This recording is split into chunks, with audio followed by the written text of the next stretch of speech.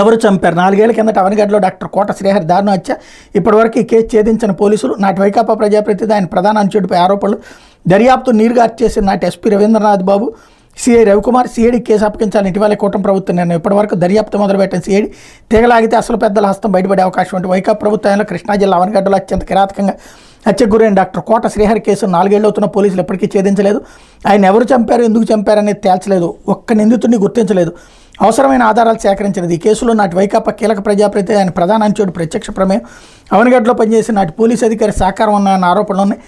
రాజకీయ ఒత్తిళ్లకు తలొగ్గి నాటి కృష్ణా జిల్లా ఎస్పీ రవీంద్రనాథ్ బాబు, సిఐ రవికుమార్, డిఎస్పీ మహబూబ్ బాషా ఈ కేసు దర్యాప్తు నీరుగార్చేసిన విమర్శలు ఉన్నాయి. అసలు నిందితులు తప్పించేందుకు హతుడి కుమారుణ్ణి ఇరికించేలా విశ్వ ప్రయత్నాలు జరిగాయి. 2020 నవంబర్ 27వ తేదీ అర్ధరాత్రి హత్య జరగా వైకాపా ప్రభుత్వంలో 3.5 ఏళ్ల పాటు ఈ కేసును పూర్తిగా కోల్డ్ స్టోరేజీలోకి చేర్చేశారు.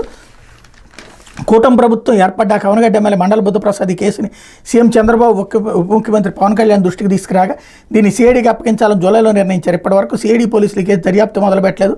కేసు ఛేదంలో ఇప్పటికే అంతులేని జాప్యం జరిగింది. ఇంకా ఆలస్యమైతే అసలు దోషులు పట్టుకోవడం, ఆధారాలు సేకరించడం మరింత క్లిష్టంగానుంది. వెంటనే దీనిపై పునర్విచారణ జరిపి లోతుగా తీగలాగితే అసలు పెద్దల హస్తం బయటపడే అవకాశం ఉందంటే అచ్చం వివేకానంద రెడ్డి హత్య కేసు తరహాలోనే ఇది కూడా జరిగింది అన్నటువంటి వార్తని హైలైట్ చేశారు. కళ్ళ ముందే ఆధారాలను ఎందుకు దర్యాప్తు చేయలేదంటూ వైకాపా మాజీ ఎమ్మెల్యే సింహాద్రి రమేష్, డాక్టర్ కోట శ్రీహరి, ఈస్ట్ కోస్ట్ ఆక్వా సంస్థల భాగస్వాములు. ఈ వ్యాపారంలో పలు వివాదాలు ఉన్నాయి.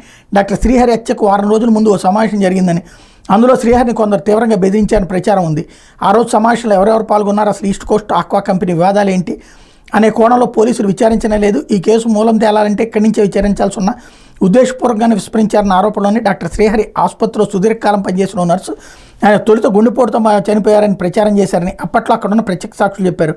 ఈ కేసులో ఆమె లోతుగా విచారించకపోవడం అనుమానాలకు తావిచ్చేలా ఉంది. డాక్టర్ శ్రీహరి ఇంటికి ఎదురుగా అత్యంత సమీపంలో డిఎస్పీ కార్యాలయం, నాటి వైకాపా ఎమ్మెల్యే సింహాద్రి రమేష్లు ఉన్నాయి.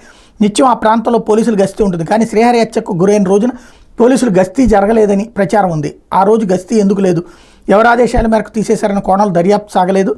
డాక్టర్